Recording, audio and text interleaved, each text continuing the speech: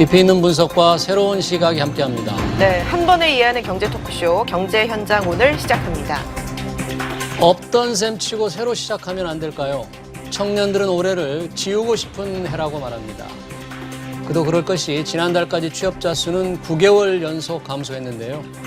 IMF 외환위기 이후 최장 기간입니다. 착잡한 마음을 감출 수 없습니다. 네, 지난달 고용 동향 자세히 짚어보고 또 코로나19 장기화 국면에 필요한 대책들 어떤 것들이 있을지 토론해 보도록 하겠습니다. 시청자 여러분들 궁금하신 점 유튜브 실시간 댓글을 통해 많이 참여해 주시고요. 두 분 모셨습니다. 정용건 사회연대포럼 대표, 최양호 현대경제연구원 고문 자리하셨습니다. 어서 오십시오. 고맙습니다. 네. 저도 방금 얘기했습니다마는 매월 발표되는 고용 동향을 보면 정말 가슴이 답답해집니다. 그렇습니다. 마음도 무겁고. 최 고모님, 이 11월 동향도 역시 안 좋은 추세가 이어진 거죠? 어떻습니까? 근데 그렇죠. 뭐 지금 계속되고 아까 말씀하신 대로 지워버렸으면 좋겠다는데 2020년 환불해 줬으면 좋겠다는 얘기도 많이 나옵니다. 근데 이번 11월 동향은 10월 고용 동향하고 같이 보셔야 됩니다. 왜냐하면 10월 고용 동향이 8월달 광복절 이후에 예. 재확산되는 것을 겪었고 예. 9월 14일 날 수도권이 2.5단계에서 2단계로 줄었거든요. 네. 그리고 10월 12일 날 전국도 2단계에서 1.5단계로 해서 내심 좀 고용시장이 좋아질 것이라는 것을 좀 기대를 많이 했었습니다. 그럼에도 불구하고 지금 10월, 11월이 10월보다 조금 더 나빠지는 부분들. 물론 절대수 같은 것들이 줄어든 부분들은 있습니다. 9월, 10월이 실업자가 100만 명을 넘었었는데 그게 이제 내려와서 97만 명대가 되고 등등이 있습니다만은 아까 말씀하신 대로 9개월 연속이라든지 최고치 경신을 굉장히 많이 하는 그런 11월 달에 고용 동향인데 그렇다면 10월 달에 사회적 거리도 완화했거든요, 분명히. 그러니까 네, 예. 11월에는 지금 취업자 감소폭이 9월, 10월보다는 조금 적게 줄어든 거죠. 적게 줄어들었지만 줄어들고 계속 있다. 있는 부분들이 있기 때문에 예. 그래서 지금 우리 경제학자들 사이에서는 10월달 사회적 거리두기 완화 이거 시차를 두고 어떻게 반응하는지를 봤는데 그다지 크게 영향은 없더라. 그렇다면 지금 사회적 거리두기는 제일 영향을 많이 미치는 부분이 내수 진작이거든요. 예. 근데 3차까지 오다 보니까 피로가 너무 누적이 돼서 내수 진작 효과가 굉장히 적어진 것들을 우리가 지금 발견을 했고요. 예. OECD랑 좀 비교를 많이 하고 있습니다만은 네. 이 부분에 있어서 저희가 다른 OECD와 비교할 때 소비 진작 속도는 굉장히 늦습니다. 원래 반응하는 것도 좀 늦었지만 예. 지금 이렇게 거리두기를 완화함에도 불구하고 소비 심리 지수가 많이 변동하지 않고 있어서 네. 이런 부분들이 지금 그대로 반영된 11월 달에 지금 고용 동향이 아니겠느냐. 이러면 외환 위기급 고용 충격이 지속될 수 있는 가능성이 굉장히 높아졌다 이렇게 보여집니다. 네네. 그런데 홍남기 경제부 총리는 오늘 SNS를 통해서 고용 상황이 좀 나아진 모습이다. 이런 의견을 밝혔거든요. 정영곤 대표님 어떻게 공감하십니까? 우리 홍 부총리께서 곳곳에서 여러 가지 말씀을 많이 하시는데 국민들 신뢰를 계속해서 좀 많이 무너뜨리는 그런 측면이 많다 이렇게 보는데요. 저는 올 지금 11월 취업자 고용 동향은 질적으로 제일 나쁘다고 이렇게 판단하고 있습니다. 그러니까 지난 10월 고용 동향에 보면은 취업자 수가 42만 명 감소했고 11월은 27만 3천 명 감소하지 않았습니까? 그렇죠. 그래서 사실은 좀 고용 일자리 숫자가 좀 나아진 것처럼 이렇게 착시를 하고 있는데 OECD 기준으로 하면은 50만 명이 지금 감소한 겁니다. 그래서 15세부터 64세까지 64세 기준으로 하면 50만 명이 지금 취업자가 감소했거든요. 특히나 전체 전 연령대로 다 한다 손 치가지고 27만 3천 명인데 그 중에서 청년 고용이 24만 3천 명입니다. 그래서 거의 청년들 일자리가 싹 줄어버린 상황이거든요. 그러니까 연령대 기준으로 하면 10대, 20대, 30대, 40대, 50대가 다 줄어들고 60대에서 정부가 만드는 소위 이 일자리, 재정 일자리만 좀 늘어난 상황입니다. 그래서 정부가 노인 일자리를 갖다가 올해 한 74만 개 정도 만들어서 일자리 숫자상으로는 큰 무리가 없어 보이지만도 연령대별로 봤을 때 60대를 제하고 나머지 일자리가 다 나빠졌고 특히 예. 청년은 24만 명이나 줄고 이 청년들의 이 일자리를 갖다 제대로 해결해 놔지 못하면 대단히 심각한 문제가 발생한다. 그래서 청년이 1년 취업이 늦어지면 예. 지속적으로 10년 동안 계속해서 임금이 줄어드는 그런 효과가 발생하고 그럼으로 인해 가지고 경제 전체에 미치는 내수의 여력도 나빠집니다. 네. 그런데도 불구하고 좋아졌다. 또 하나는 이 제조업을 비롯한 제조업, 금융업, 양질의 일자리와 관련된 부분은 다 줄었습니다. 지금 제조업만 해도 11만 명이 줄었거든요. 예. 예, 예. 그 저희가 고용 동향 이야기할 때 늘 제조업 40대 이야기했지 않습니까? 예. 그 구조적인 문제들이 하나도 해결되지 않습니다. 연초에 대통령께서 예. 제조업 40대와 관련해서 특단의 대책을 내려 했는데 그냥 뭐 코로나 등등 하면서 묻어서 가고 있는데 이과 관련해서 그렇죠. 아예 언급도 안 하고 있고 일자리가 지표가 나아졌다. 네. 지금 이게 지금 10월 달 앞서 우리 최고님께서 말씀하신 대로 10월 달에 조금 사회적 거리두기가 완화되면서 단기 일자리들이 좀 늘어났습니다. 그런데 그 36시간 이상의 양질의 일자리들은 110만 개 이상 또 감소했거든요. 예. 그래서 단기 일자리는 좀 늘고 양질의 일자리는 다 줄어드는 이런 구조인데도 불구하고 일자리 상황이 나아지고 있다. 이렇게 코멘트하는 것과 관련해서 또 한편으로 OECD 기준으로 해서 15세부터 64세 기준으로 하면 50만 명이나 줄어들는데도 이게 나아졌다고 이야기해가지고 예. 그렇게 이제 해석을 해버리면 네. 그렇게 듣고 싶은 건 들으면은 대책이 나올 때 전혀 다른 대책이 나온다는 거죠. 그래서 일자리와 관련된 대책은 사실은 안 내놓겠다는 뜻으로 이렇게 들립니다, 저는. 예, 예. 하나도- 말씀하신 것처럼 그동안 이제 코로나19 영향으로 도소매, 숙박, 음식업 계속해서 일자리 타격이 있었는데 특히 제조업, 양질의 일자리가 나온다는 제조업이 지금 타격을 받고 있다는 게 우려되는 대목인 것 같아요. 그러니까 드디어 이 양질의 일자리를 제공하던 제조업에서조차도 고용 네. 조정이 일어나고 있는 게 이제 눈에 확실하게 보였습니다. 아까 정 대표께서 이제 지적했듯이 예. 굉장히 중요한 20대 일자리가 지금 줄고 있는 부분이거든요. 근데 예. 이 모습을 우리가 봤어요. 언제 봤냐면 뭐 IMF 때나 외환위기 때 봤고요. 예. 이렇게 20대 일자리 특히 제조업을 중심으로 해서 상근 일자리가 줄어든 것은요. 그 두 번의 경우가 공이 같은 결과를 납니다. 이것을 따라잡는 데는 6년이 걸렸습니다. 아, 그러니까 그래서- 일자리가 회복되는데 그렇게 네. 오래 걸린다. 그러니까 20대가 한번 이렇게 예. 충격을 받으면 그 일자리 회복은 6년 이상이 걸리는 거고요. 아까 최악의 고용 상태라 하는데 진짜 고용 한파보다는 더한 고용 빙하기가 온 것 같습니다. 예. 그래서 이 부분은 지금 우리가 아마 내년도 우리 뭐 상반기에 백신이 맞을 때 네. 같이 치고 올라가는 디딤돌을 만들지 모멘텀을 만들지 못하면 진짜로 5, 6년간의 또 시장적인 왜곡이 올 수 있는 굉장히 위험스러운 분야까지 지금 와 있다고 보여집니다. 그럼 그런 통계조차도 아까 말씀하셨을 때 10월에 사회적 거리두기 완화의 영향이 지금 11월에 조금 나타난 건데 지금 3단계로 격상하느냐 마느냐 굉장히 지금 고비를 맞고 있잖아요. 그러면 12월, 1월은 훨씬 더 안 좋아질 거로 좀 우려되는 거 아니겠습니까? 지금 벌써 홍남기 부총리가 그 걱정을 벌써 공개적으로 말씀을 하셨죠. 그래서 12월, 1월 달이 굉장히 어렵다 그러는데 네. 사실 12월, 1월 달 진짜로 취업하고 이런 숫자들이 많이 늘어나는 그러한 달이거든요. 그래서 네. 3월까지 쭉 가야 되는 부분들인데 그런 부분들이 지금 이 뭐 토대를 잃고 있는 부분, 특히 지금 뭐 3단계로 격상이 됐을 때에 뭐 전체적으로 락다운이 걸리면 굉장히 어려워지는 부분입니다. 그래서 다시 한번 말씀드리겠지만 지금은 진짜로 일자리에 대해서 다시 한번 이 처방과 진단을 같이 아주 정확하게 내리지 않으면 장기화될 수 있는 그런 아주 문 앞에 와 있기 때문에 진짜로 적절한 진단이 굉장히 필요한, 그래서 현장의 전문가들과 얘기를 하셔야 될 예. 그러한 시기에 지금 도달했다고 보여집니다.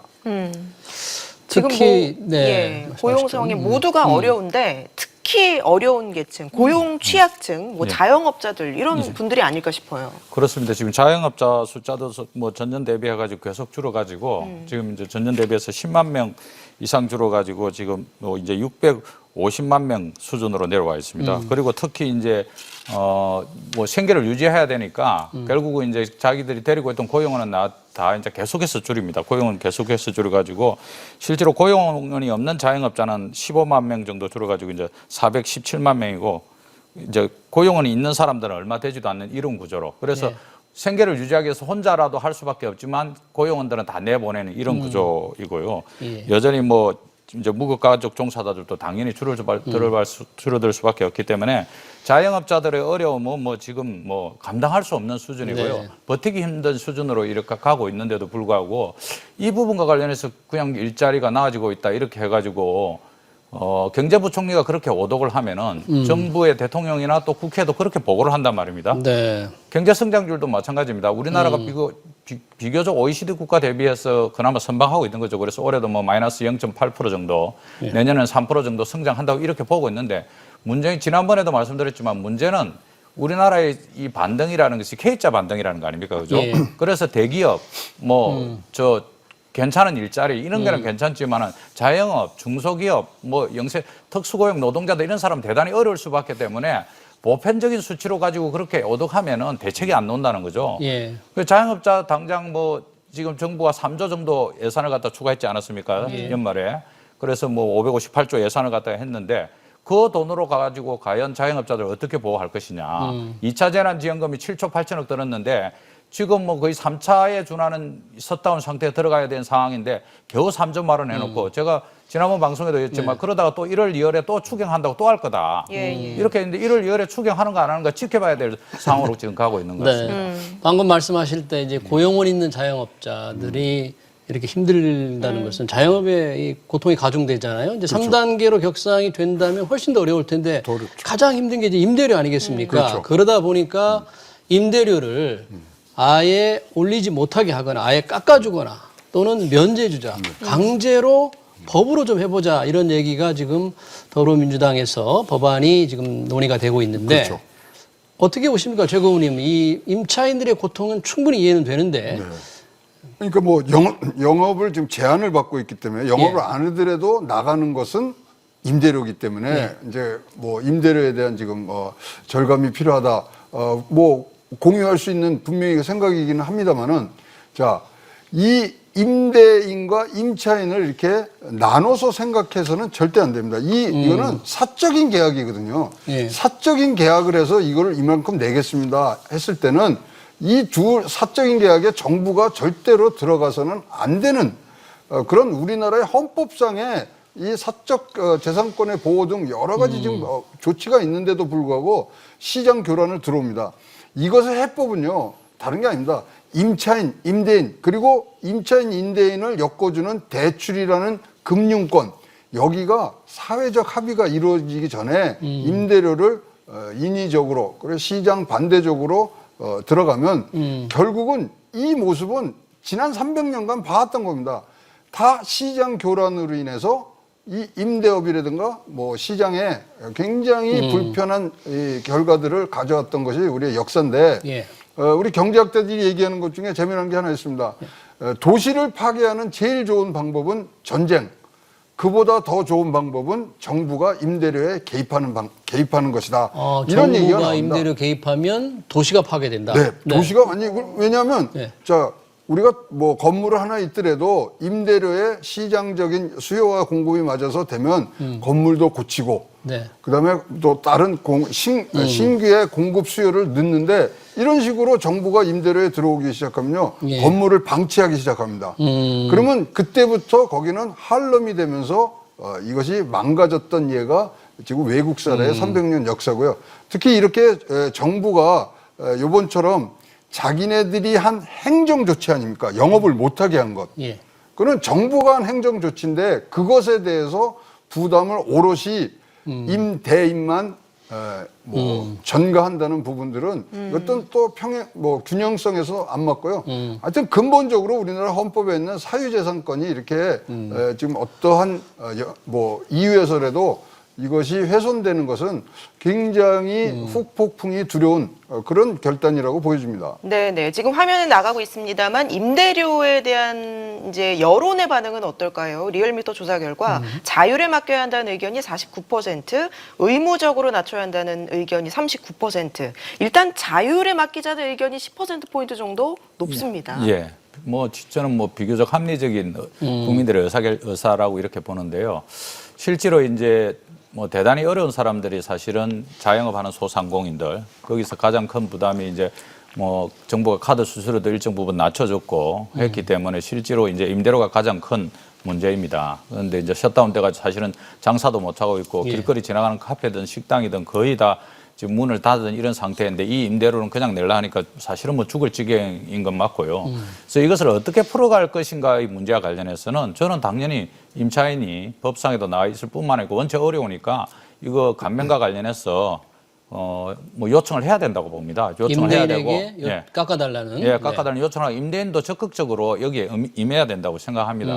왜냐하면 자영업자들이 다 죽고 나면은 건물 지금도 공실률이 16% 17%라는데 자영업자들이 어려워지고 나면은 결국은 건물 가치도 떨어질 수밖에 없고 건물이 절반 정도의 공실에 이르면 사실은 거의 뭐 폐가 비슷하게 유령화되기 때문에 사실은 건물로서의 기능 이런 것들이 떨어지기 때문에 뭐 관리비를 안 받거나 임대를 깎아주더라도 건물을 유지할 수밖에 없는 그런 구조도 있기 때문에 적극적으로 나서야 되고 또 한편으로는 이제 금융권 특히 은행들은 뭐 미국 같은 경우에도 이제 모기지와 관련해서 돈 갚지 못하더라도 내쫓지 마라. 은행도 마찬가지로 모기지 이자 못 낸다고 해서 뭐 쪼지 말고 압류하지 마라. 이렇게 미국에서 법을 했지 않습니까? 그래서 은행들도 제대로 된 역할을 할 필요가 있다. 그동안 국민들이 공적 자금을 통해서 은행을 계속해서 살려왔는데 은행이 뭐 올해 아마 뭐 큰 금융지주들이 3조 이상의 이익을 다 낼 것 같습니다. 그런 구조 속에서 은행들의 역할들 필요하다. 그래서 임대료와 관련해서 또는 뭐 주택담보대출과 관련한 이런 부분과 관련해서 이자를 갖다가 좀 연기를 해주는 이런 부분 또 뭐 내용으로 보면은 뭐 감면이 필요하면 감면과 관련해서 은행들이 좀 적극적으로 나서야 되고 이것은 캠페인으로 할 이야기죠. 캠페인으로. 캠페인으로 해서 그렇게 만들고 또 국가의 역할에는 국가가 가지고 있는 공공기관들 거기에 뭐 예를 들어 지하철이나 이런 데들과 관련된 다양한 공공기관들에 입주해 있는 많은 또 상공인들이 많이 있습니다. 이런 부분과 관련해서 국가가 좀 선제적으로 좀 깎아주면서 사회적 분위기를 만들어야죠. 그래서 IMF 때처럼 건보기 운동하듯이 그렇게 국민들을 갖다가 통합적으로 끌고 나가야 될 문제지 이게 국가가 개입할 수 있느냐. 근대 국가의 탄생이 조세와 관련된 부분에서 자본주의가 출현하고 근대 국가가 탄생하는 겁니다. 그래서 국가가 할 수 있는 건 균등하게 세금을 걷어서 해결할 일이지 일반 그냥 우리가 뭐 조물주 위에 건물주가 있다고 해가지고 건물주와 관련돼서 이런저런 이야기를 많이 하지만 그렇다고 해서 국가가 일방적으로 누굴 걸 깎아주라 할 수 있냐. 국가는 세금을 걷어서 그 돈을 가지고 자영업자들한테 지원하면 됩니다. 부족하면 세금을 균등하게 더 거두고 이렇게 해서 가지고 해결할 문제지. 예를 들어서 5대 재벌 이 임대업 하지 않지 않습니까?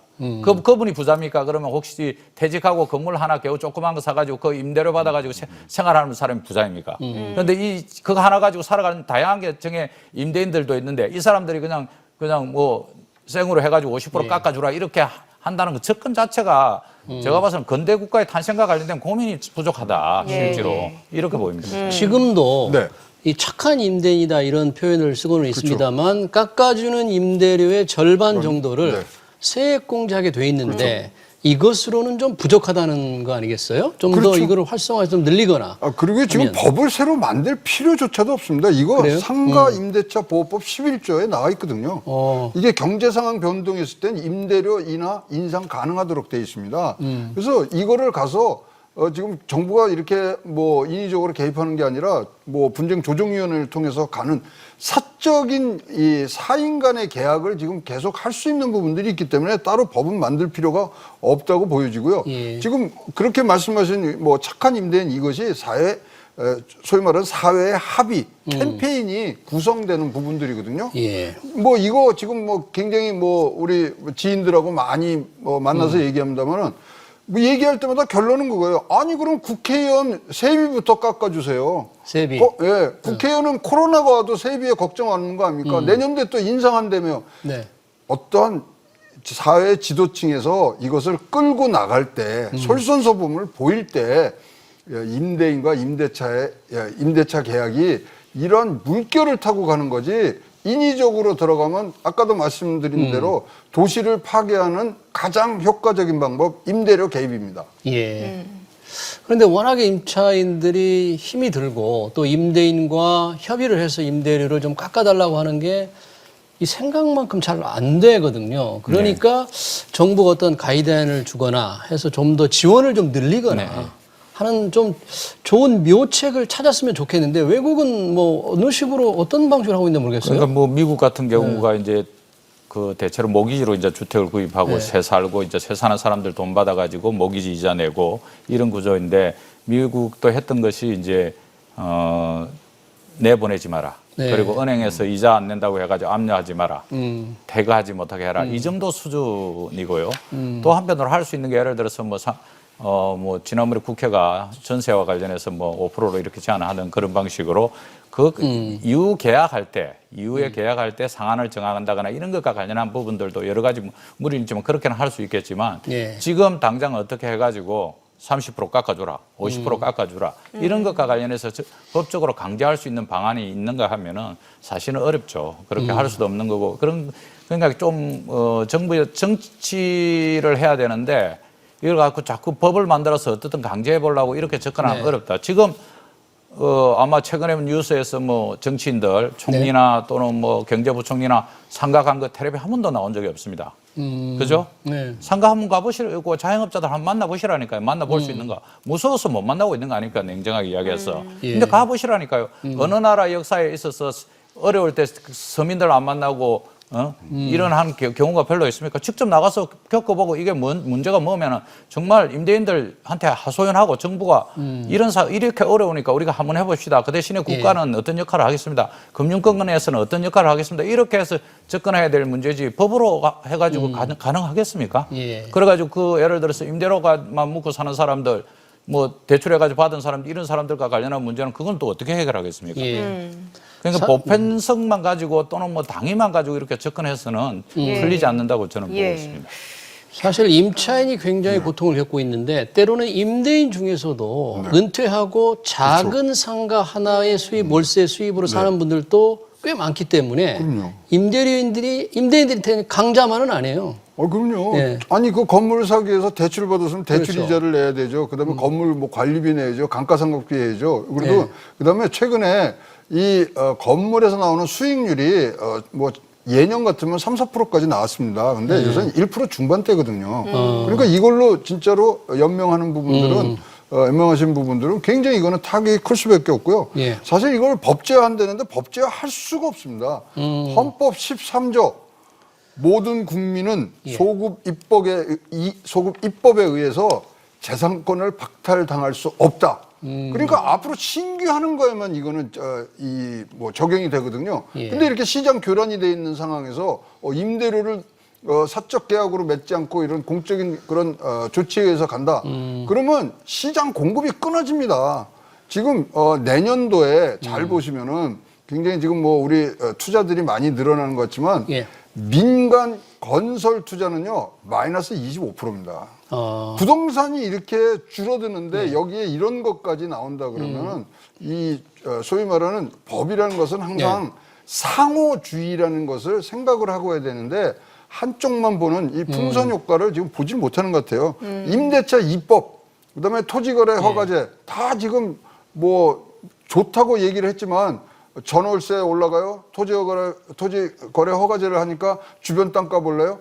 이런 부분들을 놓치기 시작하면 걷잡을 수 없는 시장 교란은 우리가 진짜 불 보듯이 뻔하다고 보여집니다. 네네. 결국은 일단 말씀하시죠. 아까 자료화면에도 이제 일제 시대 때 이제 뭐 깎아주라고 했다고 나왔지 않습니까? 그래서 사실은 이게 근대국가 탄생이 절대왕정의 포괄적이고 자의적인 그 세금 정책에 맞서 싸워가지고 시민혁명이나 권리장정이 일어났던 것이거든요.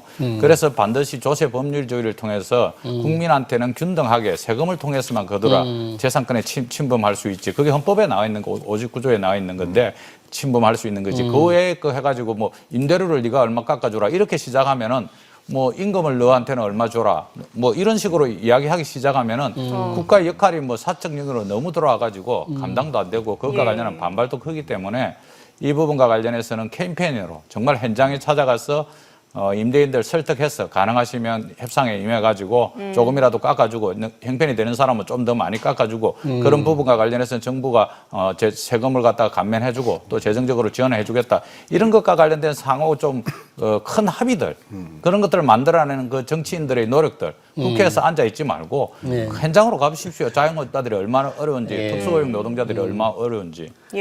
지금 법안을 얘기한 분은 이제 더불어민주당의 이동주 의원인데 임대인을 뭐 차별하겠다는 것보다 임대인들에게도 금융 지원을 해주면서 네. 임대료를 강제로 깎게 만들자 뭐 그런 얘기라고 말을 하고 있죠. 뭐 네. 지원이라든가 세금이라든가 예. 그러니까 이거를 다 하려고 그러면 아까도 말씀드리지만 금융 그다음에 임차인 임대인이 다 해서 사회적 합의를 예. 이룬 상태에서 가는데 그것은 캠페인이라고 보여지고요. 예. 근데 지금 정영근 대표가 굉장히 중요한 말씀하셨는데 지금 현장뿐만 아니라 진짜 미래를 보고 해야 돼요. 저희 이제 경제학자들이 최근에 예. 이제 역사를 전공하시는 분들하고 와서 세미나를 한번 했는데 예. 요번 팬데믹이 어떠한 위치에 있냐면 사실 중세 흑사병 때의 얘기와 비슷하다 그래요. 흑사병이란 게 뭡니까? 봉건제를 무너뜨리고 르네상스와 자본주의를 잉태시킨 거거든요. 그 정도의 파괴력을 갖고 있고요. 지금은 산업적 패러다임까지 바뀌고 있기 때문에 이 부분에 미래를 보지 못하고 이런 지역적인 것만 본다 그러면 진짜로 뒤처질 수밖에 없는 그런 상황이 우리 곧 닥칠 수 있다. 이렇게 생각을 합니다. 예, 결국은 지금 코로나 상황이 좀 좋아져야 될 텐데 네.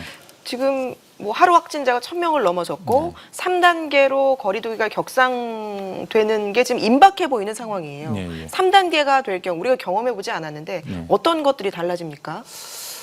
대체로 평가는 3단계는 못 갈 것이다 이런 견해들이 훨씬 많은 것 같습니다. 아, 가기 어려울 3단계 것이다. 가기 어려울 것이다. 갈것 같은데요? 안 그럴까요? 뭐 간다고 하더라도 크게 예. 변할 것은 없을 것이다. 어. 뭐 자영업자들 실제로 만나보면은 뭐 코로나로 죽거나 뭐 실제로 내가 굶어 죽거나 이렇게 하는 거죠. 백신은 예. 멀고 진짜 생존이나 이런 부분은 절벽에 그냥 다가가고 있는 예. 이런 구조 아닙니까? 이런 구조 속에서 3단계로 갈 수 있을까? 가더라도 뭘 얼마나 더 정지시킬 수 있을까? 이런 측면에서 봤을 때는 뭐 대단히 위기상 아닙니까? 이 위기상을 어떻게 극복할 것인가 관련해서는 법으로 만들어서 하는 것이 아니고 현장으로 발로 뛰고 하다가면서 가슴으로 국민의 가슴에 다가가야지 그 답이 나오는 것이지 지금 3단계를 간다고 해서 뭐 여러 가지 많이 바뀌겠죠. 뭐 사람들이 두문불출하기 시작하면서 우리가 예. 한 번도 경험하지 못한 셧다운 상황을 갈 것인데 이 부분과 관련해서 대책서를 저는 세워야 된다고 생각합니다. 그래서 자영업하시는 부분들과 관련해서 근본적으로 뭐 이번에 예산 받아난 게 뭐 겨우 3차 재난지원금이 아니고 보상금 아닙니까? 영업을 못하게 했으니까. 그 보상금 방식으로 해가지고 매월 50만 원씩에서 100만 원, 200만 원까지 해가지고 이 문제가 해결할 때까지는 국채를 발행해서라도 해야죠. 지금 저는 그래서 이걸 갖다 지금 이 시기를 못 느끼면은 백신이 오기 전에 벌써 다 주겠다고 지금 국민들이 뒤로 넘어지는 그런 상황에 오고 있다 이렇게 말씀드립니다. 예. 3단계가 되면 지금에 비해서 일단 예를 들면 직장인들이 필수요원 빼고는 재택근무가 재택근무. 의무화가 되거든요. 그렇죠. 그렇기 때문에 자영업자들의 고통은 훨씬 더 심각해질 것 같은데요. 뭐 지금 2.5단계까지는 해봤지만 그거보다 훨씬 더 완전히 이거는 뭐 락다운이 되니까 이것은 뭐 소위 말하는 경제를 완전히 마비시키는 부분들이라서 저희가 보기에 3단계로 가면 경제 성장률은 한 2% 정도가 떨어질 수 있는 2% 포인트가 떨어진다? 떨어집니다. 그래서 이 부분은 진짜로 마지막 순간이지만 저는 개인적으로 3단계를 강하게 빠른 시일 내에 해서 방역을 끝내놓고 그리고 경제가 회복되는 게 훨씬 더 짧은 고통의 기간을 가지기 때문에 3단계는 빠르면 빠를수록 좋다. 그리고 우리가 불편하면 불편할수록 방역과 이 코로나 대비는 더 잘 된다. 그래서 지금 이제 우리가 마이너스 성장해서 지금 뭐 왔다 갔다 하지만 네. 진짜로 V자 반등 올라갈 때 그때 힘차게 올라가야 되거든요. 우리나라 그렇게 해서 발전한 나라거든요. 떨어지는 거 조금 떨어졌다고 좋아할 게 하나도 없어요. 네. 올라갈 때 진짜로 박차고 올라가는 부분들은 방역에서부터 시작이 됩니다. 네. 그러면 자영업자들의 경우에는 당장 시작하면 당장 충격이 크겠지만 회복될 걸 기대하자 그러면 그 충격을 지원하기 위해서 돕기 위해서 재난지원금도 좀 늘리거나 뭐 이런 추가적인 조치가 필요하지 않을까요? 아까 말씀드린 국채를 한다든가 국채가 어려우면 우리 저 뭐 4월 달에 소위 말하는 신세돈 채권이라는 게 있었어요. 국채. 국민국채. 네, 신세동 교수가 이제 얘기해서 말씀하셨는데 국민들한테 지금 유동성 자금이 1,400조가 있는데 그거에 대해서 4~5%의 금리를 쳐주고 네. 그 채권을 거기서 발행해서 가면은 충분히 유동성도 흡수하고 이것으로 갈 수가 있습니다. 그럼 국채에 대한 부담감이나 이런 것들을 없앨 수 있는 그런 지혜와 깨들이 굉장히 많이 있는데 지금 이 고용 동향에 사람 한 명 더 쉬었음으로 넣기 위해서 이렇게 모든 국력이 쏟아지는 부분들은 정말 아쉬울 따름입니다. 알겠습니다. 오늘 두 분 말씀 여기까지 듣도록 하겠습니다. 지금까지 최양호 현대경제연구원 고문, 정용건 사회연대포럼 대표와 함께했습니다. 고맙습니다. 고맙습니다.